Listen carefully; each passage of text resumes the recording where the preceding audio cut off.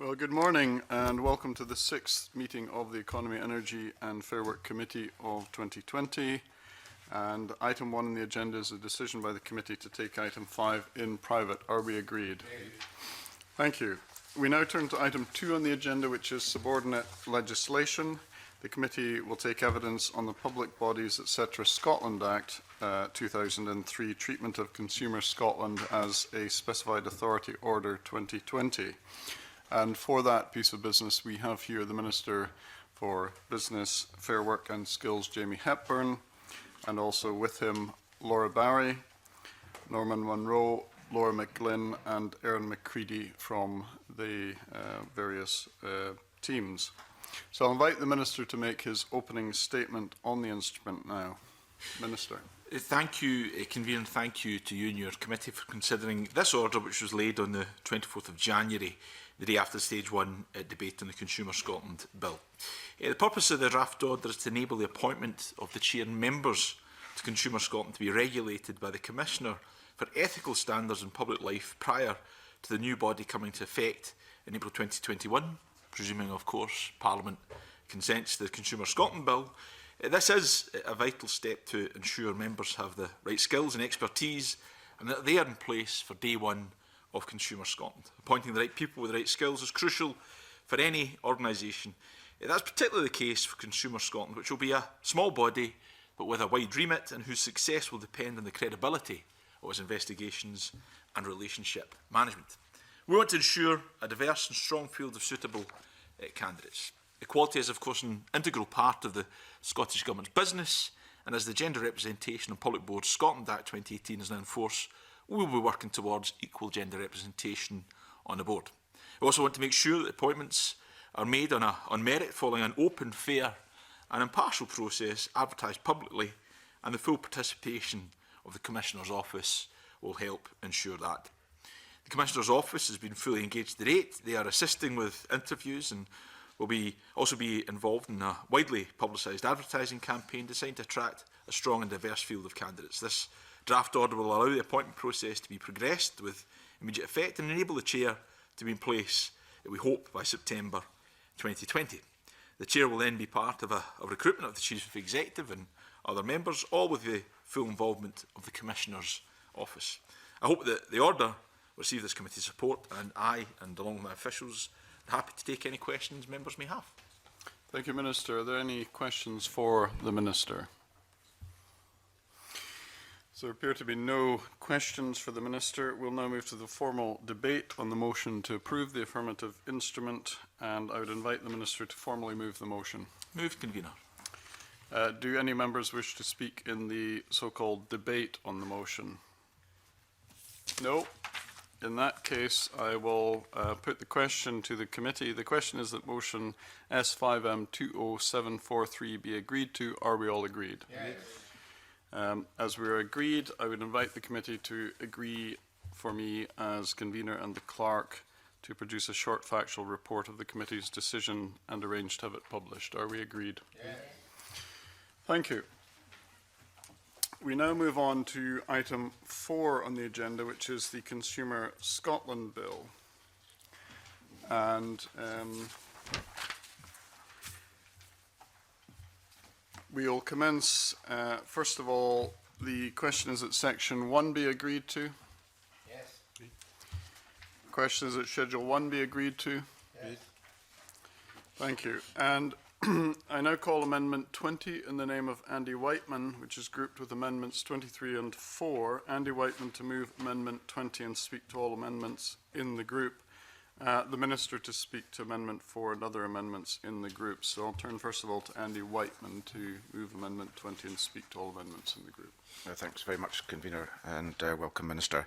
I have a number of amendments to this bill across a number of groups, and generally what they have in common is to attempt to move us beyond conventional ideas of consumers and consumption, to recognise that consumption is a critical part of a much wider debate about the economy and sustainability. Consumerism is one of the dominant global social forces, and its impacts need to be understood beyond the conventional paradigm of the individual person who chooses to buy a product or service. So Amendment 20 seeks to broaden the general function of Consumer Scotland in relationship to the concept of harm. It replaces the objective of reducing harm to consumers in Scotland with a duty to reduce harm to consumer interests. Now, the interests, consumer interests are referred to elsewhere in the bill in section 20 and tangentially in section 23. In my view, it's a broad term, readily intelligible by the court and flexible in relation to emerging issues that affect consumers. The amendment then goes on to specify examples of harm to such interests, namely financial harm, emotional harm, environmental harm and physical harm. I move Amendment 20. Amendment 23 adds a further objective to the list in Section 2, that of promoting and advancing well-being. I don't think it needs much further elaboration, but it recognises that well-being is an important social and public policy goal that can be advanced by high standards of consumer advocacy and advice. And I'll be supporting the Minister's Amendment 4. Thank you, Convener. Thank you. And the Minister to speak to Amendment 4 and other amendments in the group. Thank you very much, Convener. I am very appreciative of the consideration that Andy Whiteman has given to this bill. In our recent discussions, it has been clear to me that our aspirations for the body, our ambitions for the body, are closely aligned. It is and always has been the Scottish Government's intention that we provide meaningful results for consumers. Everything that the bill does is designed to achieve that. That is why, for example, it provides for a consumer welfare report. I, of course, still remain open to doing more to reaffirm our intentions, but I'm mindful that we must do so in a way that avoids unintended consequences. For that reason, I would urge Mr Whiteman not at this time to press Amendment 20. I am fully supportive of the point he makes. Harm to consumers does indeed take many forms. However, as we have seen in the debate around the vulnerability definition, a matter we'll turn to later, there is risk in using even non-exhaustive lists, and I would urge that this is avoided in this case. My concern is that, much like vulnerability, it may encourage Consumer Scotland to operate and consider issues through a certain lens. Indeed, that is presumably the intent behind seeking to include it in the bill. The risk is that in doing so, we may unintentionally circumscribe their thinking so that they are slower than they might be to recognise other kinds of harm that at present we do not foresee. I therefore suggest that the ordinary meaning of harm is more flexible and does not require explanation on the face of the bill. I would instead suggest that we provide examples of harm, such as those laid out in Mr Whiteman's Amendment 20, in the explanatory notes to make clear that we do recognise the variety of forms it can take. On the issue of wellbeing, I've listened with great interest to the evidence submitted to the committee, and again I thank Mr Whiteman for championing this particular issue, something he did at the Stage 1 debate and something he discussed with me in advance of Stage 2. I would respectfully suggest that my Amendment 4 offers a greater level of specificity than the general requirement to consider well-being, without even an express geographical limit to Scotland that Mr Whiteman's Amendment 23 sets out. However, I would be keen to work with Mr Whiteman ahead of Stage 3 to include a specific reference to well-being in the bill at that stage, but doing so in a way that does not look to prioritise well-being over the advancement of inclusion, fairness and prosperity, possibly best achieved by adding it to the detail laid out in Amendment 4. As such, I hope Mr Whiteman would be willing to withdraw his amendments, support my Amendment 4 and ensure we can work together to ensure well-being is more explicitly referenced in the bill at Stage 3. Any other member wish to speak on this grouping? No, in which case Andy Whiteman to wind up and to press or withdraw.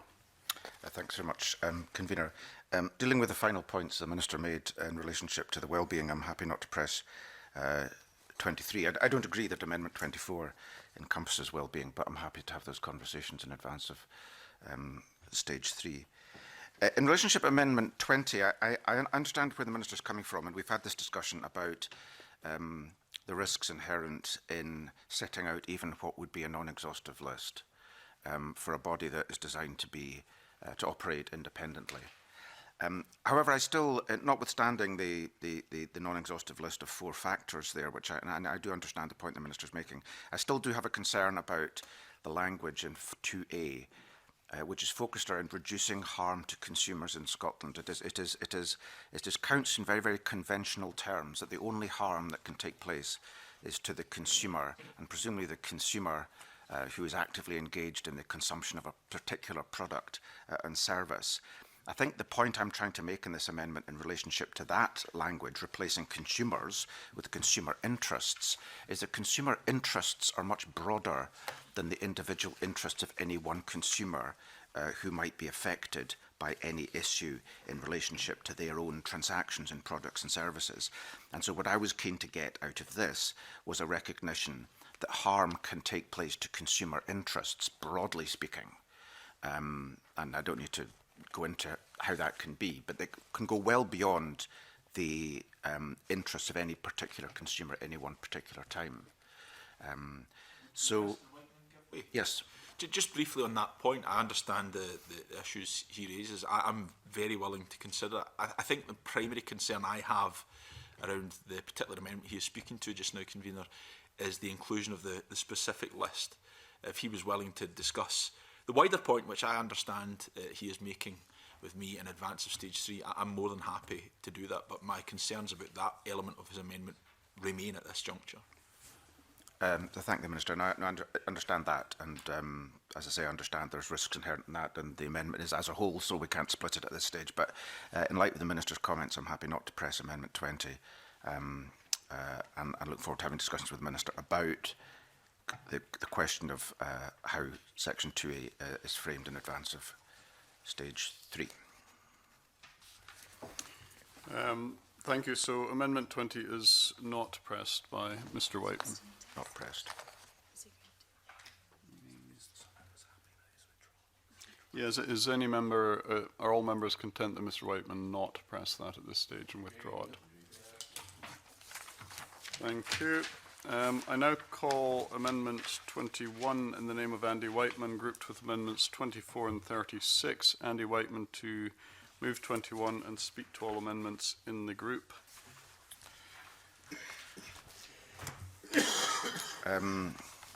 So I move Amendment 21. Amendment 21 replaces the reference to businesses in Section 2B with the term entities. Not all entities that supply goods and services may be businesses in the conventional sense of the term.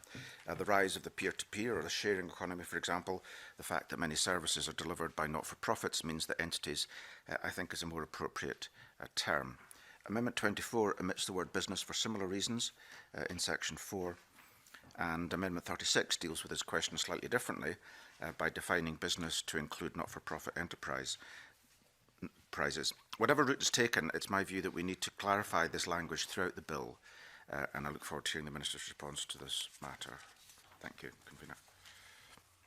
Does the Minister wish to respond? Yes, thank you, Convener. As I set out earlier, Mr. Whiteman and I think are in very close agreement around how and why this body should operate. On Amendment 21, however, again, I would urge Mr. Whiteman not to press. There is an issue about what exactly could or would be captured by entities not being entirely clear. It could be argued, for example, that it would exclude sole traders. It is not clear to me that under the legal definition they might be considered entities.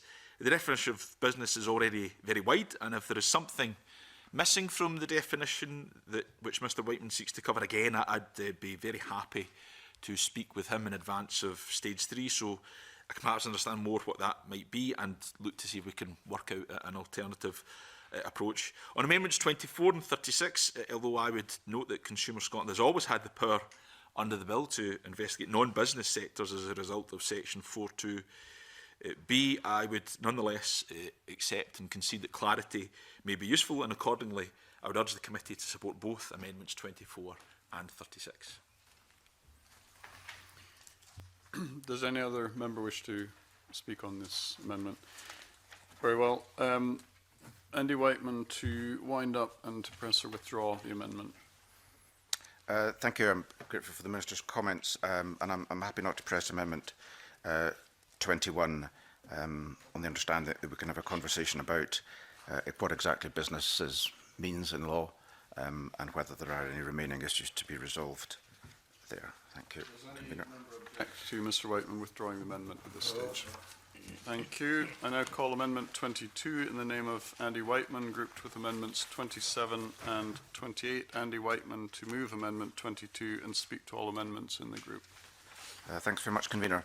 Amendment 2 is a substantial amendment. It's designed to ensure that one of the objectives that Consumer Scotland has under its general functions is to provide consumer advocacy and advice with a view to, in addition to the other factors set out in Section 2, with a view to promoting a reduction in the consumption of natural resources. It's now widely known and accepted that as a society globally we consume as if we had 3 planets, 2.68 planets to be precise, worth of natural resources and the capacity to absorb the resultant waste we create. As Friends of the Earth point out in their briefing, Scotland's material consumption across all sectors accounts for 68 to 74% of our entire carbon footprint. And over the past years, there's been a particular focus, obviously, on plastics, both in terms of the production and disposal of a product derived from non-renewable resources. Internationally, the United Nations has adopted guidelines for sustainable consumption, and in its most recent Conference on Trade and Development,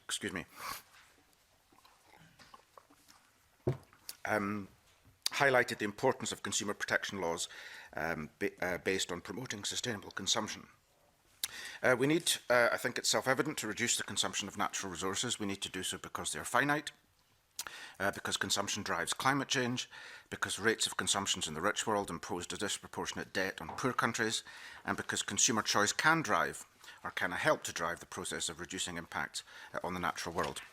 And finally, because we have international legal obligations under the UN Sustainable Development Goals, and particularly Goal 12, to ensure sustainable consumption and product patterns.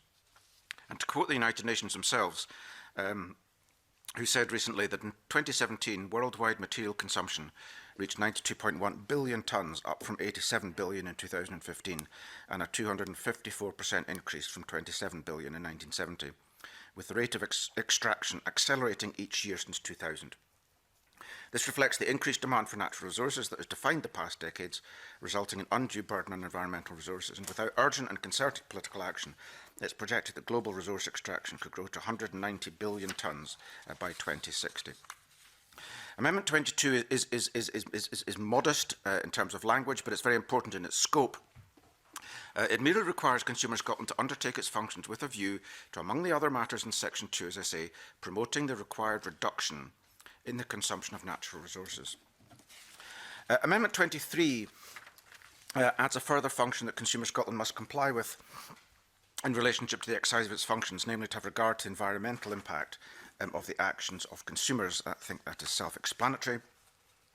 And Amendment 28 places a requirement on Consumer Scotland to produce a 3-yearly report on the impact of the actions of consumers and progress towards the net zero emissions target set out in the Climate Change Scotland Act 2009, and to report on the nature and extent of the impact of the actions of consumers where they have a negative impact on this progress.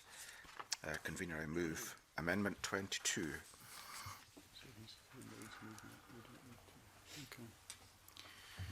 Does any other member wish to comment on this particular amendment? First of all, Jamie Halco-Johnson, and then the Deputy Convener. Thank you very much, Convener. Just very briefly, I have sympathy, obviously, with what Mr Whiteman is trying to tender, but I don't think this is a role for Consumer Scotland, and won't be supporting this motion. Deputy Convener.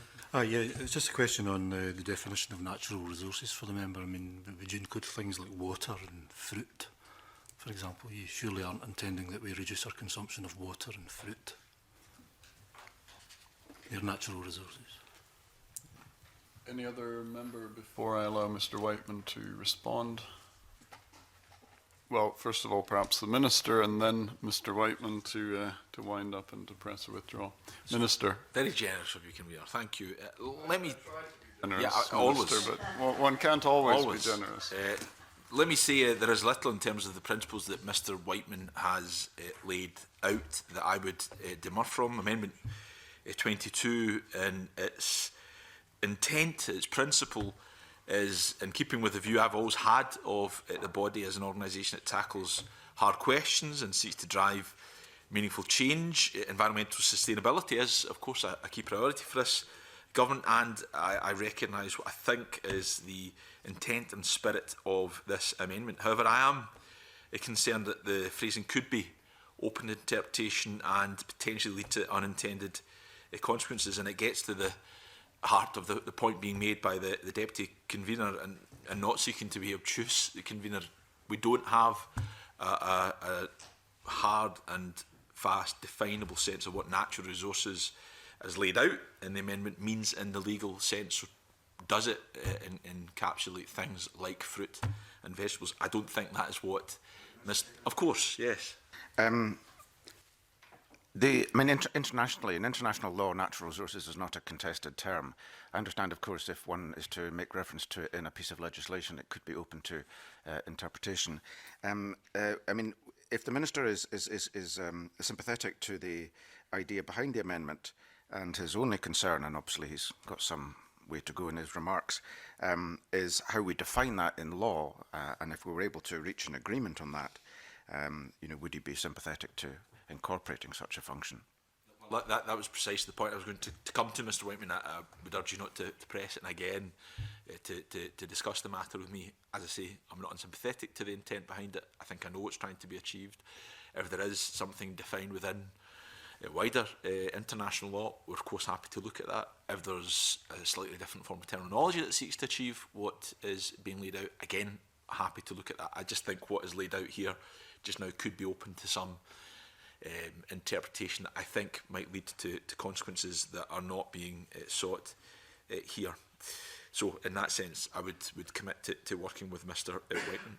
Convener, Amendment 27 has my full support. I believe it usefully makes clear that Consumer Scotland has always been established to have regard to environmental matters. The explanatory notes make clear that having such a regard is a legal consequence of including the body, as we do in Schedule 2 of the bill, within the list of bodies in the Freedom of Information Scotland Act 2002. Among other things, this will require Consumer Scotland to act in a way calculated to contribute to the delivery of climate change targets. But again, there is no harm and indeed a lot of good achieved by making it maybe more explicitly clear through Amendment 27. So I would urge the committee to support that. On Amendment 28, I appreciate the intent behind it, and I am genuinely committed to looking at what it seeks to do.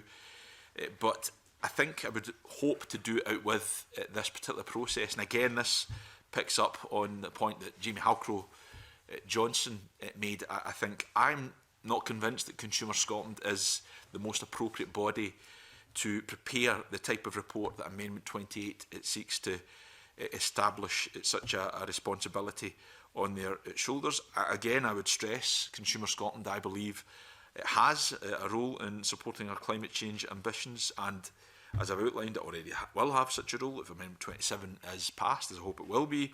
That should be more expressly clear.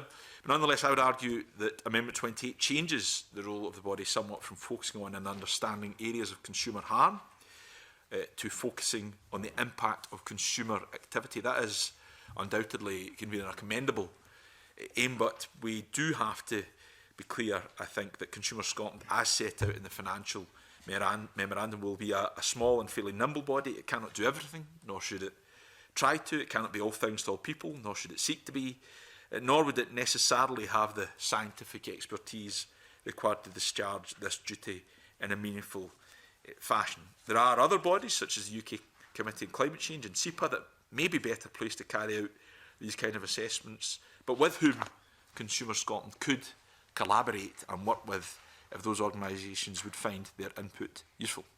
Finally, I note that by the time Consumer Scotland is established in 2021, the Scottish Ministers will already have a duty under the Climate Change Act 2009 to set out, as part of our climate change plan, proposals and policies for taking or supporting action to reduce emissions associated with the consumption and use of goods and services. As we have, I think, heard many times, and that's been expressed very clearly to your committee convener, Consumer Scotland must be designed in a way that minimises the risk of duplication, and I would argue that this amendment, by contrast, could increase that risk. I would reiterate my commitment to look at the issue. I would urge Mr Whiteman not to press his Amendment 28, as Consumer Scotland is not, in my opinion, the natural home for such a duty. I will be, of course, very happy to discuss with him how we might explore the aims of this amendment using the wider powers, responsibilities and influence we have as a government without it becoming part of the activity of Consumer Scotland. Thank you, Minister. Mr. Whiteman, do you wish to press a withdrawal? So I've listened carefully to what the Minister has to say, and I thank him for his thoughtful comments. I'll come to them in a moment. On Jimmy Holger's comment in relation to not the role of Consumer Scotland, I mean, I understand why he may take that view. But what Amendment 22 is trying to do is to try and make Consumer Scotland that little bit more of a bold body, a body that understands that there is more to consumers and consumption than has conventionally been regarded in the world of consumer affairs. The world has moved on. We're in a climate emergency. We live in an internationally globally connected world where the patterns of consumption have been highlighted by a range of international bodies as incredibly important drivers, not just of environmental degradation and climate change, but of poverty as well. And I don't think it's unreasonable in 2021, when we're talking about consumer affairs and consumption, to incorporate those kind of functions. Now, what I heard from the Minister was a sympathy that that kind of duty or that kind of consideration is appropriate, potentially. I don't think he was definitive on that point, but he was happy to have some discussions around that. And that he was concerned about definitions of natural resources. Willie Coffey asked me directly about this. Now, natural resources, I'll come back on this further discussions with the Minister, but my understanding is it's well understood in international law to include, yes, matters, elements such as water, soils, minerals, timber, biodiversity. Those are natural resources. And we all have a duty to manage natural resources in a sustainable way. And clearly consumption is one of the drivers as to why we don't. And we've seen the impact on Scotland's biodiversity in the recent report and its decline. So I just think this is a central issue in relationship to consumption. And I do not understand why such a duty cannot be part of a modern consumer body. However, I don't want to kind of split the committee at this stage, and therefore I'm happy not to move section 21 on the understanding that we will have discussions with the Minister about how we can achieve some language and some duties around this. 22. Sorry, 22. Did I say? You said 21. Mr. Whiteman, it's 22. Two. I've been talking about 22. That's what I meant. Does any member object to Mr. Whiteman withdrawing that at this stage? No. And then I think... I haven't concluded my remarks. Oh, have you not? Sorry, Mr. Whiteman. I thought you had. No, I apologise. Trying to rush you on here. I thank the Minister for support of Amendment 27. In relationship to Amendment 28, I'm happy not to press this amendment. I heard what the Minister had to say in relationship to Scottish Minister's duties under the Climate Change Act in relation to consumption. I have to confess that had passed me by. I'll take a close look at those. But again, I think that does need a look. And if Scottish Minister's duties in that regard are sufficiently well defined in the Climate Change Act, then I'm happy not to press, for the moment anyway, Amendment 28. Thank you. That's me concluded. Thank you, Mr. Whiteman. So, does any member object to Mr. Whiteman withdrawing Amendment 22? No. And then, Mr. Whiteman, Amendment 23, I think you'd already indicated you weren't going to press. Not pressed. Thank you very much. We will now move on to call Amendment 4 in the name of the Minister, already debated with Amendment 20. Does the Minister wish to move that formally? Moved, Convener.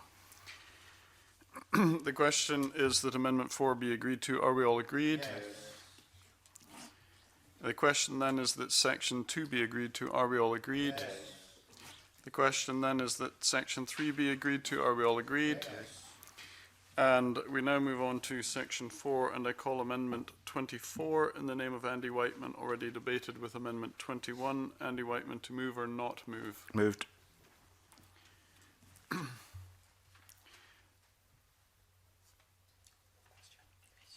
question is that Amendment 24 be agreed to. Are we all agreed? Yes. The question then is that Section 4 be agreed to. Are we all agreed? Yes. I now call Amendment 37 in the name of Jackie Bailey, which is grouped with Amendments 5, 6 and 7. Convener, I'm happy to speak to Amendment 37 and the others in the group. As members will know, I call this the Whirlpool Amendment, and I do so because it's simply not good enough that last year alone, white goods caused a house fire in Scotland every single day. And that's despite Whirlpool's recall of over 1 million tumble dryers and washing machines. Product recalls demand, I think, serious action, both of us and of the UK government. Most recalls achieve something like a 10 to 20% success rate, which means there are thousands of faulty, dangerous machines remaining in people's homes today. Now, manufacturers and retailers experience major problems tracing consumers with a recalled item if it hasn't been registered, and Electrical Safety First has found that only about a third of Scottish consumers bother to register their electrical appliances. So having a central body, Consumer Scotland, a single trusted source coordinating recall information is key to reaching consumers with consistent and effective messages.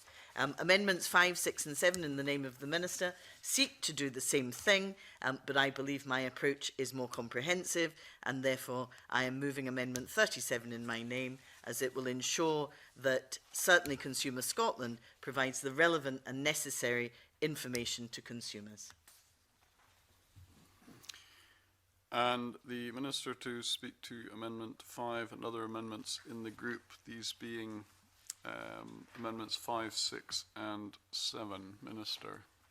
Thank you very much, Convener. I begin by noting, as I did in our Stage 1 debate, that the bill, as introduced, would allow Consumer Scotland to provide information on product recalls. However, as Jackie Bailey has just laid out, the danger posed by unsafe products is indisputable, and so is the evidence that product recalls are often currently ineffective tools for removing that danger from people's homes. These are, of course, issues we've had cause to debate in Parliament before.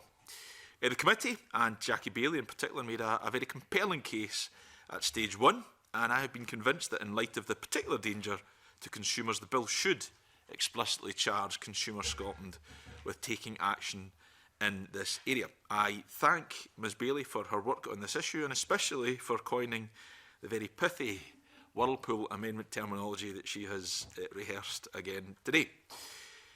Both our amendments put it beyond doubt that Consumer Scotland will provide consumers with information about major product recalls happening in Scotland. I believe that both our amendments have strengths and merits. I would argue mine is more comprehensive than Ms Bailey's, but rather than reject one or other of them today, I would suggest that we should both withdraw them, all of them, and agree to work together to unite those strengths. My amendments impose a duty on Consumer Scotland to ensure that information and advice is provided to consumers on product recalls, but also in actions by manufacturers where the response to a dangerous product includes more than just the recall. For example, offers by manufacturers to repair products at home, which forms part of the current Whirlpool recall. I think this is a positive step and widens the impact Consumer Scotland can have in this area. Ms Bailey's amendment requires Consumer Scotland to do 3 things: to maintain a database, to publish information about that database, and to provide advice to any consumers affected or potentially affected by product recalls. On the database, I can see the attraction of a centralised information source. I would, however, be keen to understand how it would work in practice, and particularly how it will ensure it does not add duplication or confusion, something this committee has been fairly clear on that it wants to seek to avoid. The UK government, for instance, already maintains such a database with information on product recalls, as I believe does the Chartered Institute of Trading Standards. To be fair, I think it may well be argued that these databases are not sufficiently well known or convenient for consumers to use, so there may well be a case here for Consumer Scotland to do so, given the need to ensure that this maximises clarity for consumers rather than potentially confuse them. I believe this issue merits fuller discussion. We also heard during the Stage 1 debate that the issues that prevent consumers responding to recalls aren't only about awareness, they're influenced by issues like the difficulties of finding serial numbers or worries about providing retailers with personal data at the point of sale. These issues may not be solved by a database, but it is entirely possible that Consumer Scotland can investigate how manufacturers, retailers and the consumer protection system can create behaviour change. Again, I believe this warrants fuller discussion. My only other question around Ms Bailey's amendment is whether it could potentially be read as requiring Consumer Scotland to provide bespoke individual advice to specific consumers, essentially becoming a frontline advice organisation. This is open to interpretation, but as drafted, there are two separate requirements: one to publish the information in the database and one to provide further information to any consumers affected or potentially affected. If this is interpreted in a way which requires Consumer Scotland to provide specific advice to individual consumers, that could cut across the roles of organisations like Advice Direct Scotland or Citizens Advice Bureau. This would also go against the grain of everything that I've thus far laid out to the committee and indeed external stakeholders, that Consumer Scotland will primarily be a strategic investigatory body rather than a frontline advice organisation. There is also an issue that if Consumer Scotland is required by law to provide advice to any consumer affected, it may raise expectations that the body will proactively seek to identify and advise consumers, which would be almost impossible to achieve and extremely resource intensive in that attempt. I'm sure that these outcomes are not what Ms Bailey might be seeking to achieve, and that's why I'm keen to work with her to ensure that they are avoided. I recognise the work she's done to move the debate on product recalls forward very successfully. I would ask her to withdraw her amendment today with the assurance that I will do likewise, so we can bring back an appropriate amendment. Should she choose to press her amendment, then I would ask the committee to reject it and support those in my name which achieve the objectives of the recall function for Consumer Scotland, but avoiding the issues I have laid out. Thank you, Minister. Does any other committee member wish to put their comments on the record about the Whirlpool amendment? If not, Jackie Bailey, to wind up, press or withdraw. Thank you very much, Convener, and I'm glad everybody's calling it the Whirlpool Amendment. Can I say that I am glad that the Minister recognises that this is a good idea and indeed brought forward amendments himself in this area. I still prefer mine. I understand his comments about how it could be open to interpretation, but to be frank, the databases that currently exist are not good enough, and I think he acknowledges that, and this is not intended to replace the roles of frontline advisors, such as in Citizens Advice Scotland, and I think he knows that too. However, in the interests of harmony, I'm happy to compromise, to withdraw my amendment, to have a discussion with the Minister prior to stage 3, but I will table an approved amendment for the final stage of the bill. Thank you, Convener. Thank you. Does any member object to the member withdrawing the amendment? No. In which case, I move on to amendments 5 to 7. Does the Minister intend to move these? Not moved. Not moved. Thank you. Question is that section 5 be agreed to. Are we all agreed? Yes. I now call amendment 8 in the name of the Minister, grouped with amendments 9, 11, 38, 39 and 17. The Minister to move amendment 8 and speak to all amendments in the group. Minister. Thank you, Convener. I would like to begin by thanking everyone who gave evidence to your committee on the range of bodies Consumer Scotland should collaborate with. They were right to highlight that the consumer protection system consists of organisations beyond public bodies and that many others do important work. In fact, which submitted briefing for stage 2 that agreed with this committee's stage 1 report about the need for Consumer Scotland to establish close working relationships with a variety of stakeholders. In recognition of that, I have lodged 2 packages of amendment. Amendment 8 recognises that ministers may wish to put beyond doubt that there are certain bodies or office holders whose activities should be taken into account by Consumer Scotland. I am thinking in particular of bodies like Advice Direct Scotland, Citizens Advice Scotland and Trading Standards Organisations. As you'll be aware, the briefing from which also welcomed this regulation making power to name bodies with whom Consumer Scotland should work. Amendment 9 expands the general collaborative provisions to cover any persons carrying on similar activities. By choosing persons rather than bodies in both amendments, I have allowed for the possibility that commissioners or other office holders may also be operating in areas of interest to Consumer Scotland, and they too should be considered. I hope that this demonstrates to the committee and to those who gave evidence that their concerns have been heard and acted upon. Turning to Ms Bailey's amendment, I'm very pleased to be able to say I can offer my support to both Amendment 38 and 39. We have heard many times about the risk of duplication in the consumer landscape, and both of these amendments sensibly seek to lessen that risk.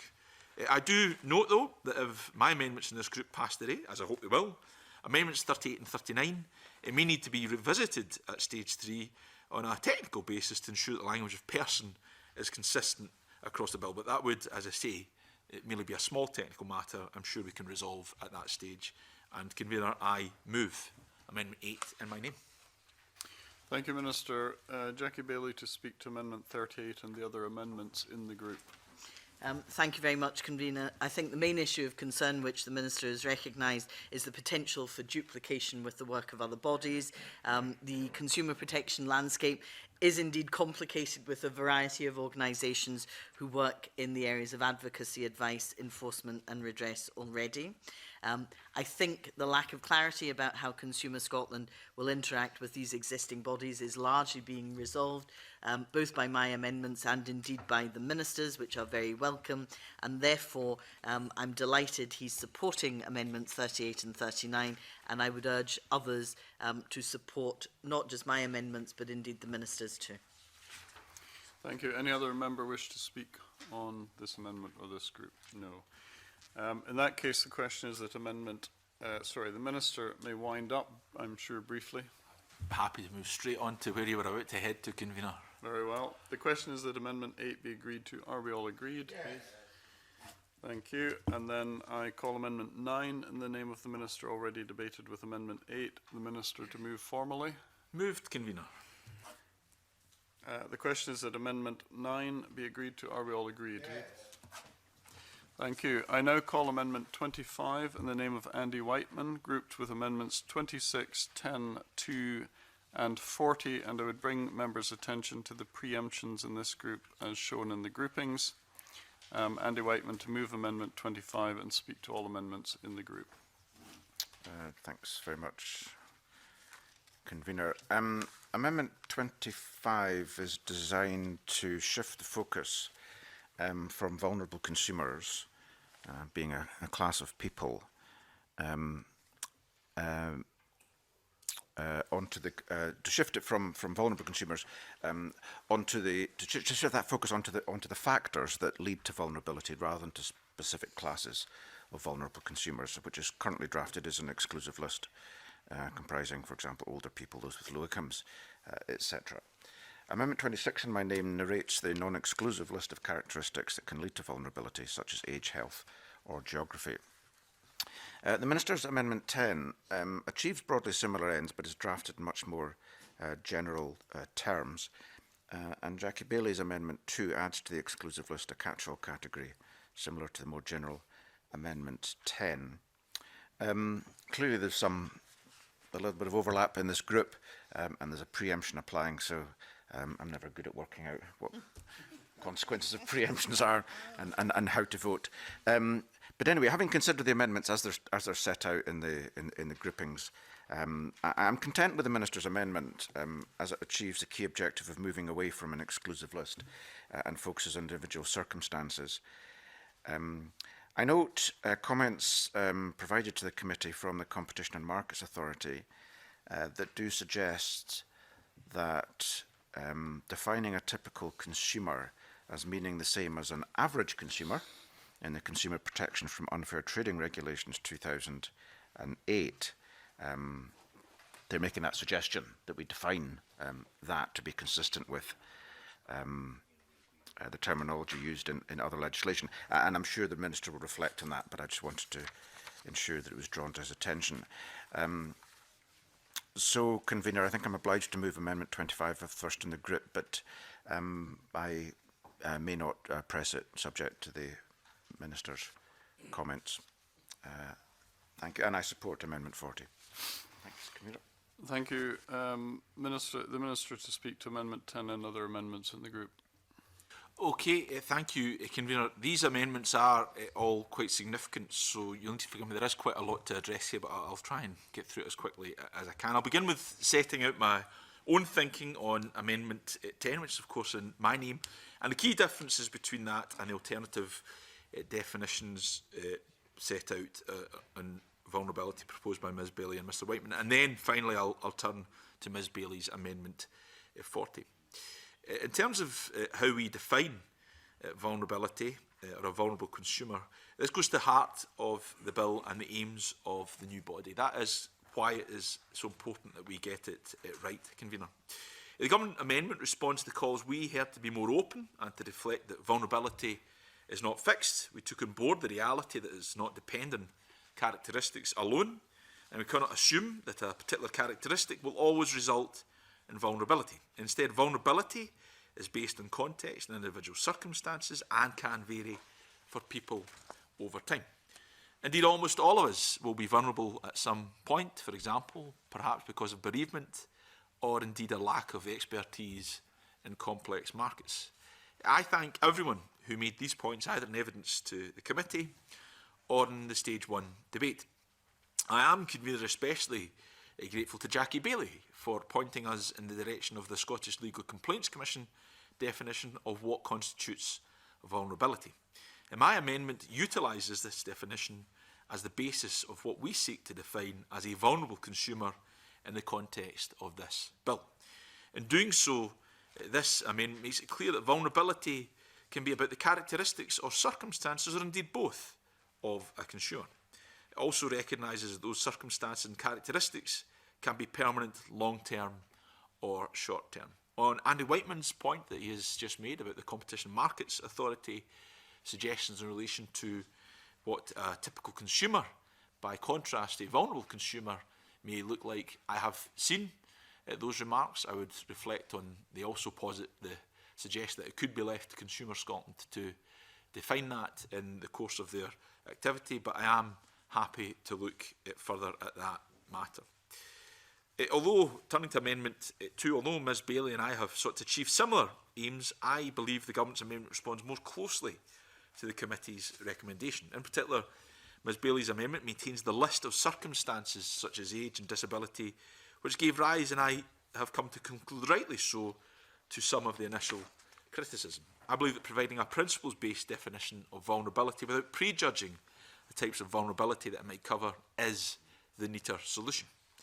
Beyond the list, the Government amendment differs in two other significant ways. First, my amendment removes the criteria that defines a vulnerable consumer as one that is less able to protect or represent their interests in the market, which is included in the Scottish Legal Complaints Commission definition, and which Ms Bailey includes. I chose to remove it on the grounds that it is itself quite limiting. A consumer who struggles to represent their interests may experience harm as a result, but that represents only one cause when there may be many. I've therefore removed away from the causes of harm and instead have included the most likely harm consumers may experience, having fewer or less favourable options. And to ensure Consumer Scotland can act pragmatically, our amendment requires that only that circumstances or characteristics may mean that the person has significantly fewer or less favourable options than the typical consumer. This means Consumer Scotland will be able to act without needing to prove that harm is definitely occurring. And of course, we have included a catch-all provision for harm that is not captured by the most likely cause. The second difference is that my amendment will also work with the possible extension of consumer to small businesses, which we will come on to discuss later. In contrast, Ms Bailey's amendment would list only individuals as examples. For these reasons, I believe that the Government amendment represents what stakeholders, and if I interpret what the committee asked for in its Stage 1 report correctly, sought from a new definition. Turning next to Andy Whiteman's Amendment 25, which seeks to change the label vulnerable consumers to consumers experiencing vulnerability, I appreciate and fully understand why he has proposed changing the language, by changing the emphasis he has in the way he has. He is, I think, seeking to send a message that consumers are not defined by vulnerability, and nor are they vulnerable at all times. However, while I support the motivation, I must note that the term vulnerable is used throughout the statute book, including very recently in the short title, no less, in the Vulnerable Witnesses Criminal Evidence Scotland Act 2019. I would argue that we should not append this convention without a very good and clear reason to do so. If changing the label were the only way to clarify our view of vulnerability, then we might have such a reason. However, I think it's clear from the definition I'm proposing that the bill is referring to circumstances and context. That is what is crucial here.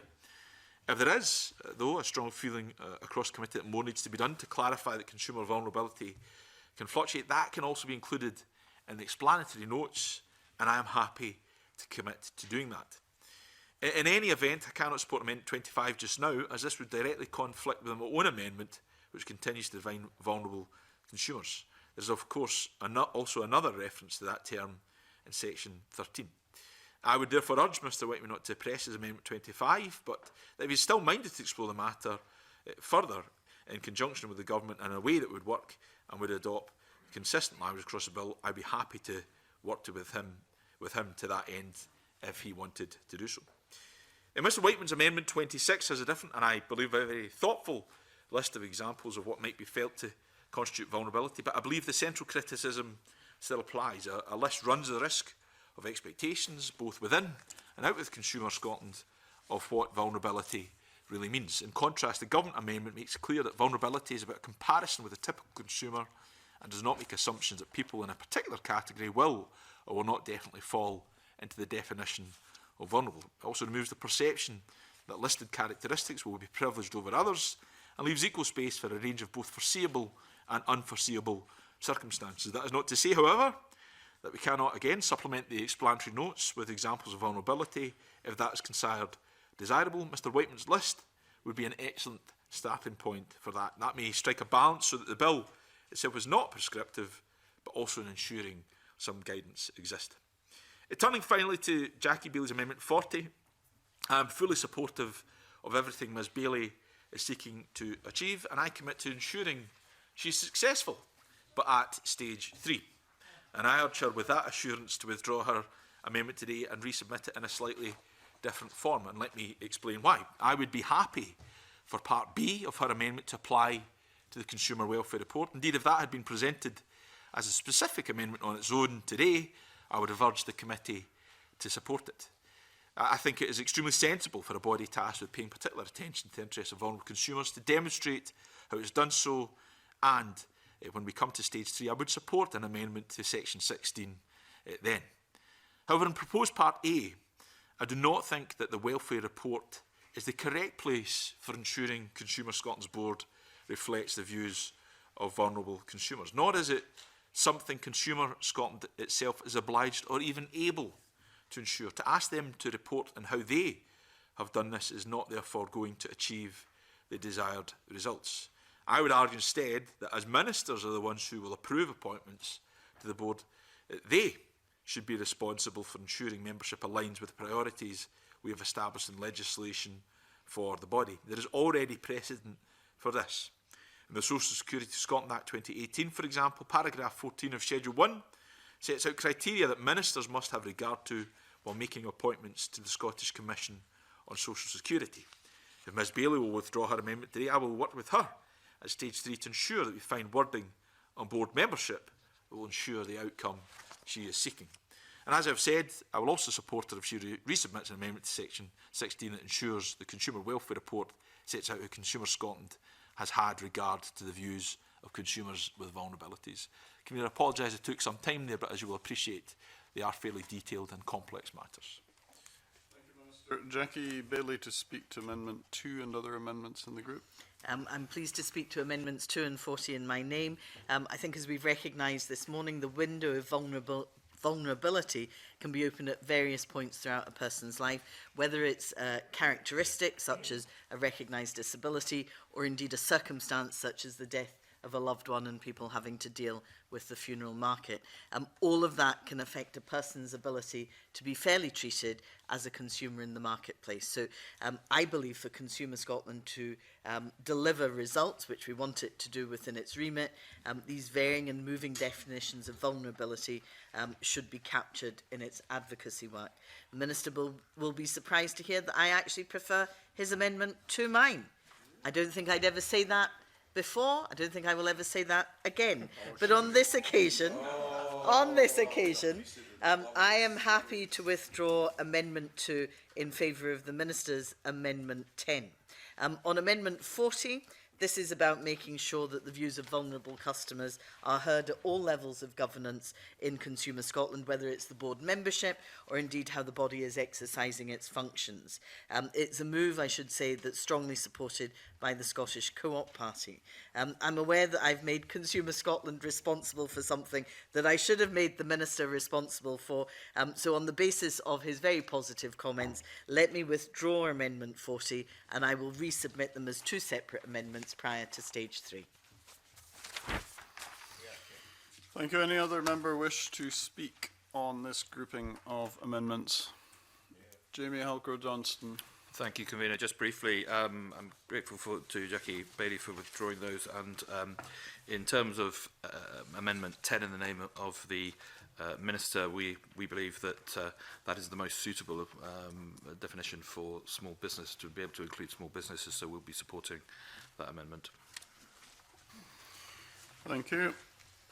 Andy Whiteman to wind up and to press or withdraw Amendment 25. Okay, thank you.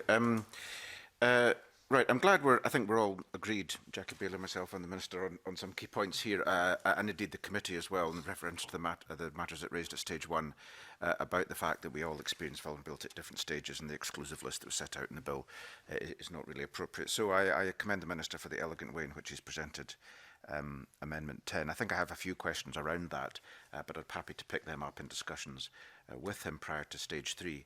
I'm very grateful for his commending my list in Amendment 26 that might make its way into the explanatory notes. There'll be some legacy for me in this bill yet. Given that Amendment 26 preempts 10 and 2, I'll not be pressing Amendment 25. Neither will I be pressing Amendment 26. Thank you, Convener. Thank you. All right. Does any member object to Mr. Whiteman withdrawing amendments 25 and 26? No. Agreement having broken out amongst all those present, we move on to call Amendment 10 in the name of the Minister, already debated with Amendment 25. Minister, to move formally. Moved. The question is that Amendment 10 be agreed to. Are we all agreed? Yes.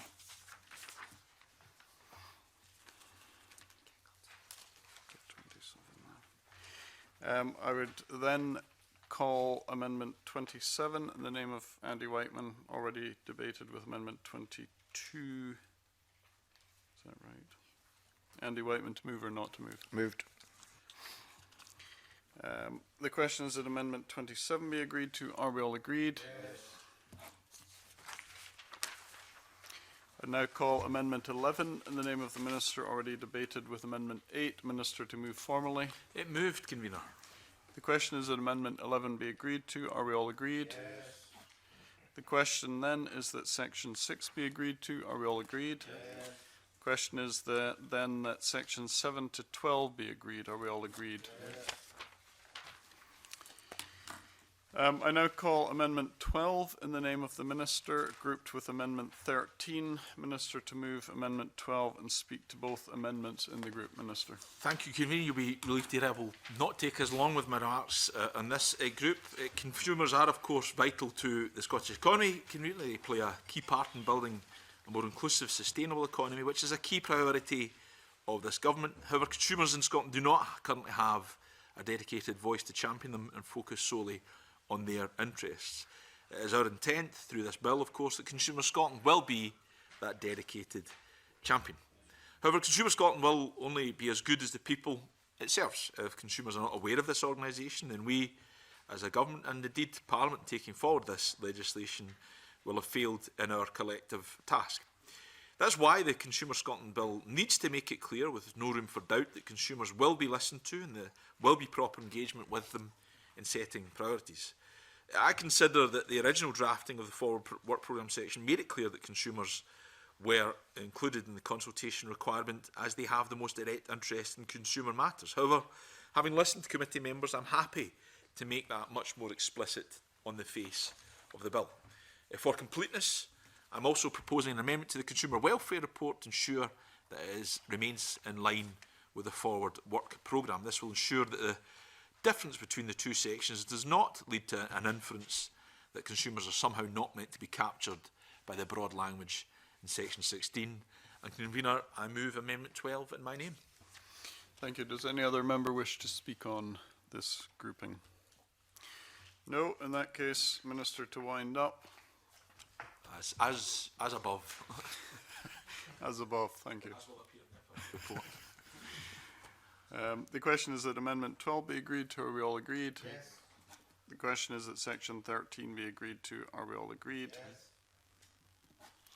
I now call Amendment 38 in the name of Jackie Bailey, already debated with Amendment 8. Jackie Bailey, to move or not move? Sorry, convener, which one's 38? Amendment 38, which is an amendment to Section 14. Oh, that's the one the Minister's supporting. I'm moving that one. Thank you Very very well. much. This is an exciting red letter day. Well, we're all very excited about it. But the question is that Amendment 38 be agreed to. Are we all agreed? Yes. Oh, my goodness me. And the question then follows that Section 14 be agreed to. Are we all agreed? Yes. And I would now call Amendment 39 in the name of Jackie Bailey, which has already been debated with Amendment 8, to move or not move. I'm moving that one too, convener. Question is that Amendment 39 be agreed to. Are we all agreed? Yes. And the question, therefore, is that Section 15 be agreed to. Are we all agreed? Yes. So I would now move to Section 16 and call Amendment 13 in the name of the Minister, already debated with Amendment 12. Minister, to move formally. Question is that Amendment 13 be agreed to. Are we all agreed? Yes. And I think I have to call Amendment 40 in the name of Jackie Bailey, now already debated with Amendment 25. Move or not move? Not moved. Thank you. Is anyone object to that being withdrawn? Thank you. We now move to the question is then that Section 16 be agreed to. Are we all agreed? Yes. And I now call Amendment 28 in the name of Andy Whiteman, already debated with Amendment 22. Andy Whiteman, to move or not move? I think I said I wouldn't move this. You did say that, Mr. Whiteman. But are you moving or not moving? I'm not moving. Thank you.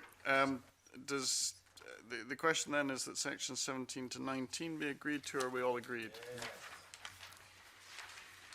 And I now call Amendment 29 in the name of Andy Whiteman, which is in a group on its own. Andy Whiteman, to move and speak to Amendment 29. This is the amendment to Section 20. Indeed. So this is to do with Section 20, duty to have regard to consumer interests. So I move Amendment 29. This amendment replaces the have regard to provisions imposed on relevant public authorities in Section 20, which are currently focused on the impact of decisions on consumers and the desirability of reducing harm, and replaces them with a have regard to the impact on consumer interests rather than consumers, mirroring comments I made earlier in Amendment 20, and on the desirability of promoting and advancing well-being. Again, mirroring amendments in my name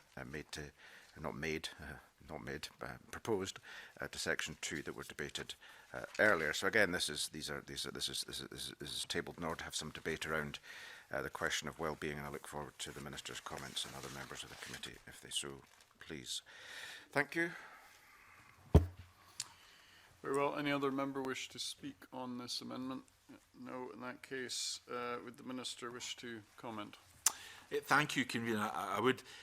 Let me say at the outset, I recognise the concerns that were expressed to the committee around the consumer duty, but I'm also committed to a consumer duty that does not impose market solutions onto complicated policy issues, or that turns valuable public services into purely transactional arrangements. Our intent has always been to ensure that consumers are both considered in the policy-making process and, perhaps more importantly, are encouraged to shape those policy decisions. Tackling issues like the global climate emergency will require engaged consumers who are both willing to accept and drive change.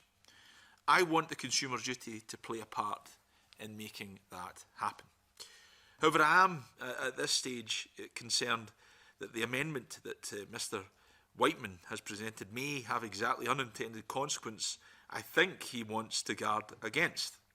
Consumer well-being is not at present defined, and to some it will inevitably suggest only the traditional consumer lens of price and convenience. And if that is the case, changing the emphasis from considering impacts and reducing harm to increasing well-being could make public authorities more concerned with market solutions than they may otherwise have been. That change of emphasis in the duty is also, as far as I know, relatively untested. Public authorities who may expect to be responsible for the consumer duty, and of course we're still to consult in that matter, Convener, will not be expecting this change of emphasis. They have not been consulted on, and they would quite rightly be concerned that they had not been given time to consider the impact in this change of emphasis on them. However, as set out in our debate at Group 1, Convener, I do remain convinced that wellbeing has to be one of the foundations on which Consumer Scotland is built. I have already committed in earlier debate to working with Mr Whiteman to amend the bill at stage 3 to include wellbeing as one of Consumer Scotland's core functions, as I think it should be, and I would therefore urge Mr Whiteman not to press his Amendment 29 at this stage. Andy Whiteman to wind up, press or withdraw. Thanks, Convener. I welcome the Minister's comments, and as he does note, indeed we had a discussion on the first group in relationship to well-being and the language in section 2, which he's committed to have discussions about, so I'm happy to wrap those discussions up with the questions I'm raising about section 20, and I will not, in that light, be pressing Amendment 29. Does any member object to the amendment being withdrawn? Thank you. The question is that section 20 be agreed to. Are we all agreed? Yes. Question is that sections 21 and 22 be agreed. Are we all agreed? Yes. I would now call Amendment 14 in the name of the Minister, grouped with amendments as shown in the groupings, and I would draw members' attention to the preemptions in this group as shown on the groupings. Minister to move Amendment 14 and speak to all amendments in the group, and of course the Minister will no doubt speak the length of time and in the detail appropriate, which is a judgment call for him, of course within reason. So Minister, over to you. Well, you talked about preemption. Convener, you've preempted my apology for taking some time with this particular section. It is obviously a detailed series of amendments, and it will take some time to go through. Convener, I'll first address the expansion and the definition of consumer to cover small businesses. Firstly, let me thank Jackie Bailey for her amendment. I recognise that we have both responded to the concerns raised at committee during evidence sessions that small businesses often face similar issues to individual consumers. I do, however, respectfully suggest that Ms Bailey's amendment presents a number of challenges. Most notably, the text adds small business to the definition of consumers, but does not address the original stipulation that a consumer means an individual, something my own amendments do seek to address. I'm concerned that this could cause some confusion. In particular, I foresee two unintended consequences. Firstly, sole traders, who are likely some of the small business that most often experience the same issues as individual consumers, would be excluded from Consumer Scotland's consideration.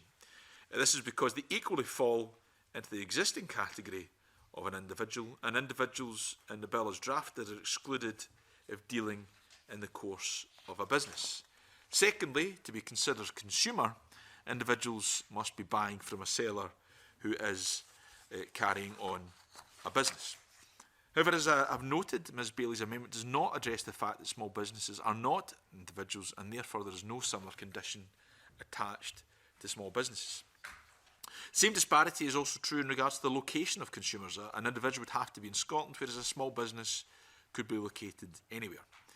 By contrast, my amendment provides that a consumer can be either an individual acting out with business purposes or a small business, including a small business run by an individual. I believe this represents a more comprehensive solution to the issue highlighted by committee at stage 1. On the definition of small businesses, our amendments also differ. The Government amendment does not provide a strict definition, something in discussion with the Federation of Small Business they have recognised the value of in what I propose in Part 1B of Amendment 14. If the bill was legislating for Consumer Scotland to provide individual dispute resolution services, a definition of small business by staff headcount may have been necessary. However, given that the body will investigate issues of general concern and is an advice and advocacy body, I am keen to avoid what could be arbitrary cut-off points around staff numbers or, perhaps as has also been discussed, annual turnover. Indeed, as the body will be focused on general concern, it seems unlikely that such a solution would have any practical meaning at all. This is illustrated by Ms Bailey's amendment. Headcount can be a useful metric in many cases, but it does not reflect that some businesses rely more on staff than others, or take into account the proportion of part-time workers as opposed to full-time workers in an individual workplace. For this reason, I believe that the Government amendment represents a more comprehensive and flexible solution.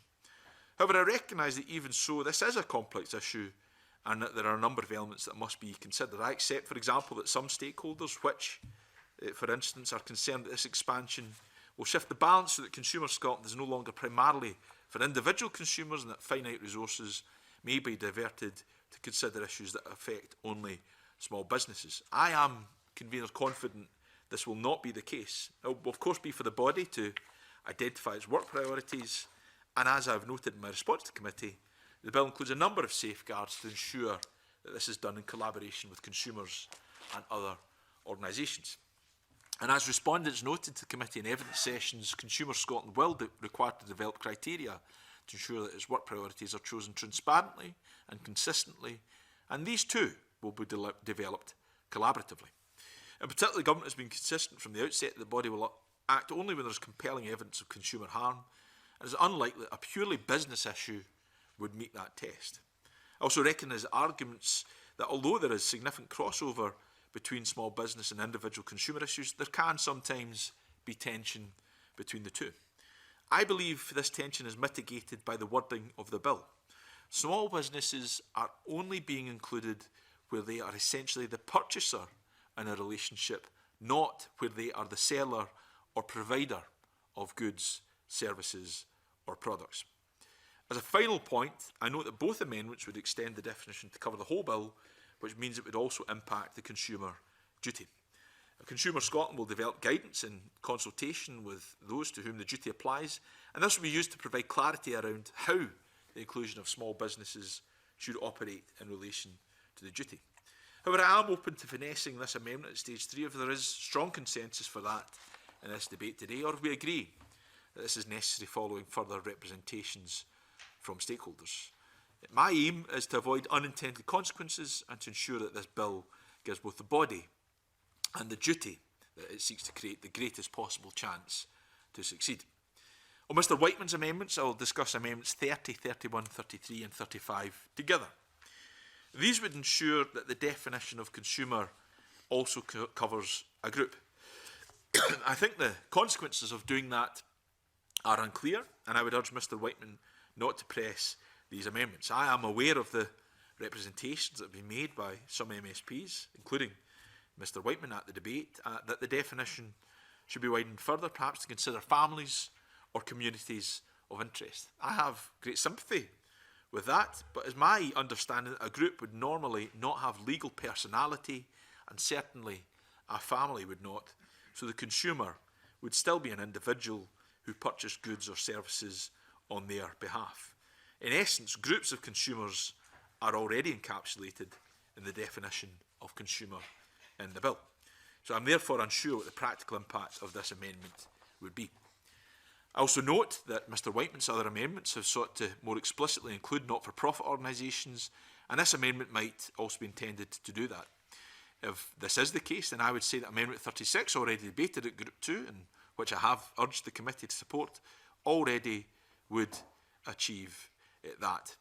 If Mr Whiteman still believes something else needs to be done, then I urge that this is more fully explored in advance of stage 3, so we can ensure we find wording that would make this clearer. Accordingly, I would urge that he doesn't pursue amendments 30, 31, 33 and 35 at this juncture.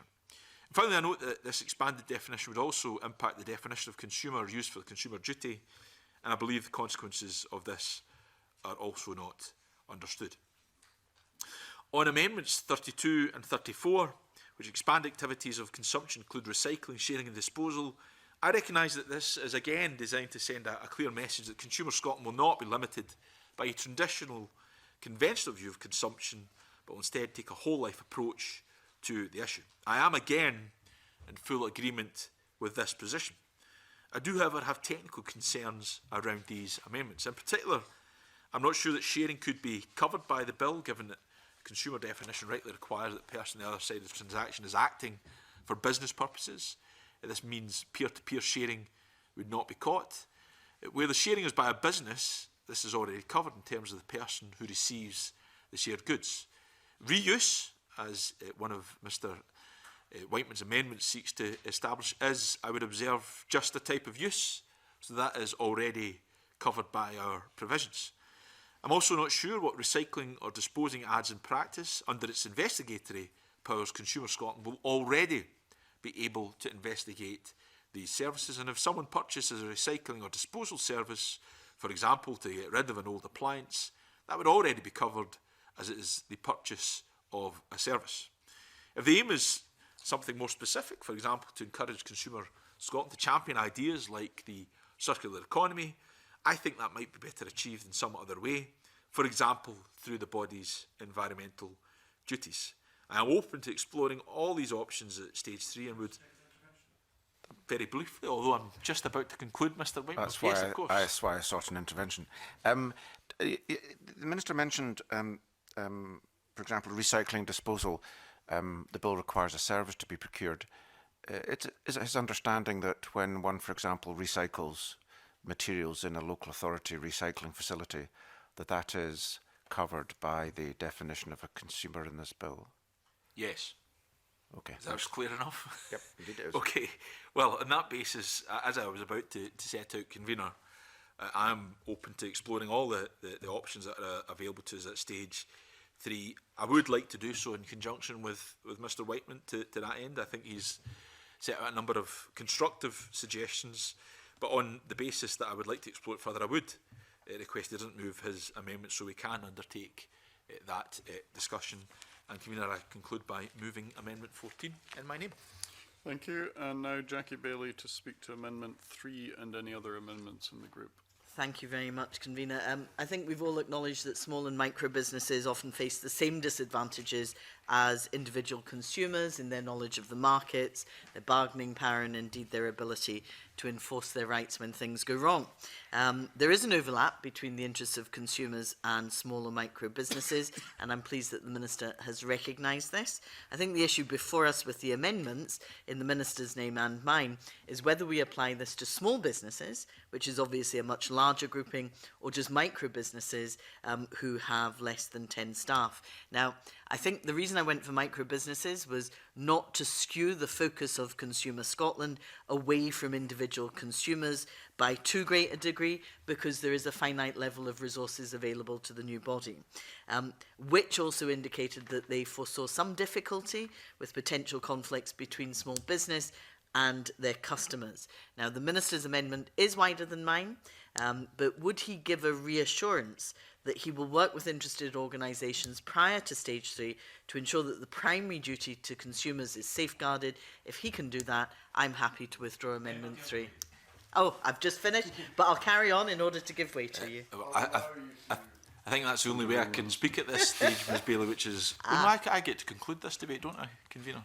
You do? We'll see about Well, that. then I don't intervene at this juncture, Ms Bailey, forgive me. Excellent. I'll come Thank back you. to it in conclusion. That was me finished, Convener, anyway. Very well. Now Andy Whiteman to speak to Amendment 30 and other amendments in the group.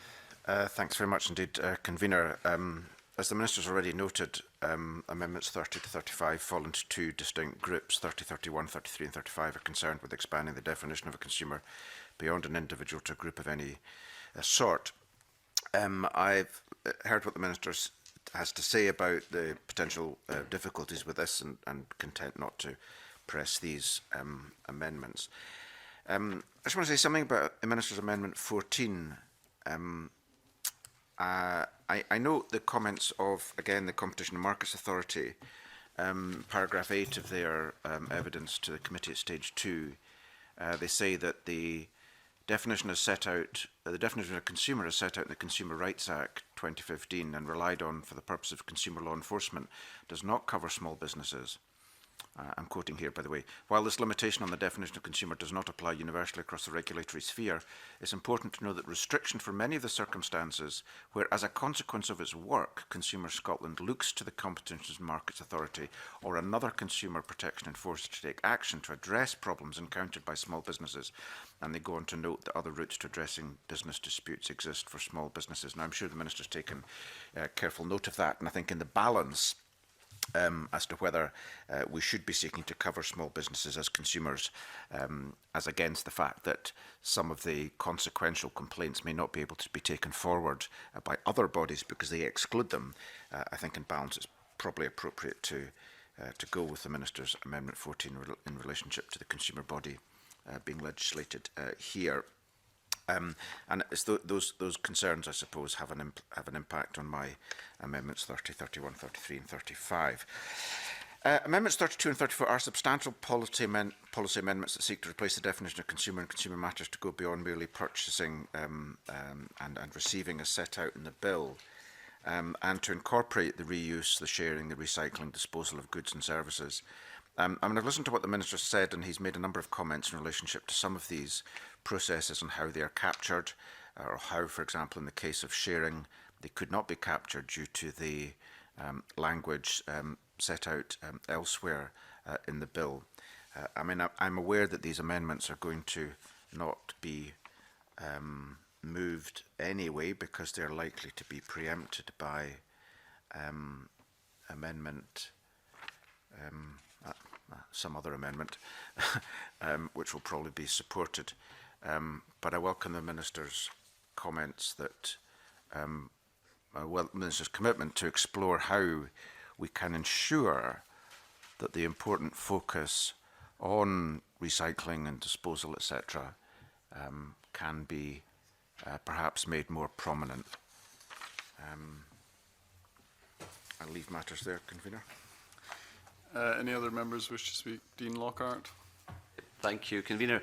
In relation to Amendments 14 and 3, which expand the definition of consumer to include small business, let me thank the Minister and his team for working with me on this and agreeing this change ahead of Stage 2. We've also consulted with stakeholders on how best to achieve this, and in short, we believe that the more flexible definition of small business set out in Amendment 14 is preferable, and we'll be supporting the Amendment 14 in the Minister's name for that reason. Thank you. Then, Minister, to wind up. Thank you, Convener. Thank you for reminding me I had this opportunity. It hasn't come often over the course of today, so that's why I forgot. Let me first of all thank Mr Lockhart for his support for my amendments. Turning to Ms Bailey's point, I recognise that concern exists. I think it's misplaced. I can understand why it's there.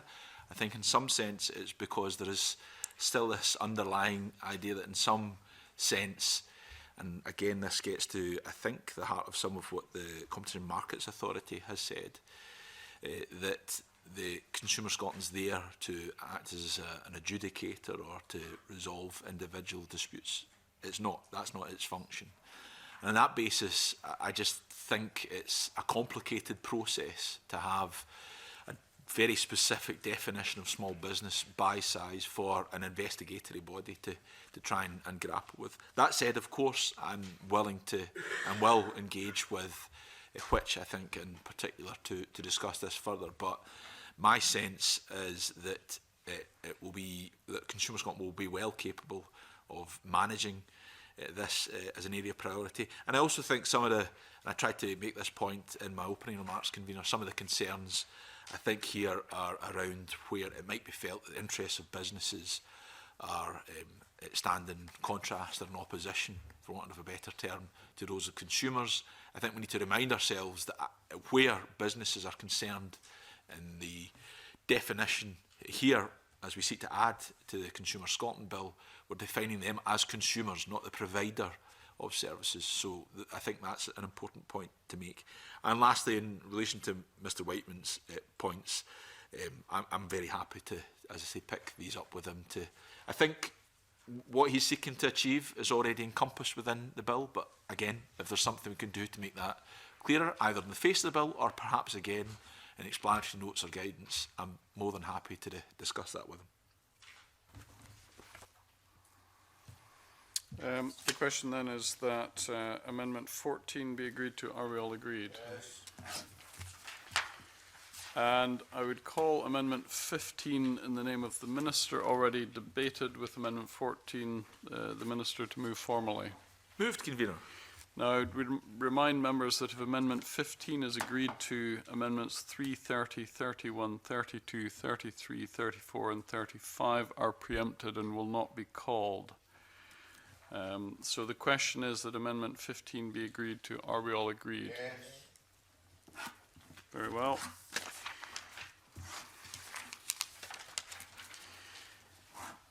We move then to Amendment 36 in the name of Andy Whiteman, and the question is that Amendment 36 be agreed to. Are we all agreed? Yes. I now call Amendment 16 in the name of the Minister, already debated with Amendment 14, the Minister to move formally. Moved, Convener. The question is that Amendment 16 be agreed to. Are we all agreed? Yes. The question, therefore, is that Section 23 be agreed to. Are we all agreed? Yes. And now moving to Section 24, call Amendment 17 in the name of the Minister, already debated with Amendment 8, Minister to move formally. Moved, Convener. The question is that Amendment 17 be agreed to. Are we all agreed? Yes. The question is that Section 24 be agreed to. Are we all agreed? Yes.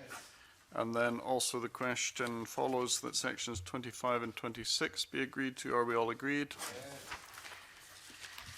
I now move to Amendment 18, which relates to Schedule 2. This is in the name of the Minister and is grouped with Amendment 19. I would ask the Minister to move Amendment 18 and to speak to both amendments in the group. Thank you, Convener. I hope this, our last group debate, will be an uncontentious one, and on that basis my remarks will be fairly short. These are minor and technical amendments to ensure that, firstly, Consumer Scotland must have regard to island communities when discharging its functions. The amendment is technical in nature because it would be possible to use existing powers under the Island Scotland Act 2018 to provide for this. However, I'm keen to include this in the bill now. It is a duty that is of particular relevance here. We are all aware of the added difficulties consumers in island communities often face. Again, that's something we've debated in Parliament before. Issues from parcel delivery charges to higher costs of goods and services generally. It is therefore particularly appropriate, I believe, that we amend this bill to ensure island communities are considered even ahead of the duty in the 2018 Act formally coming into effect.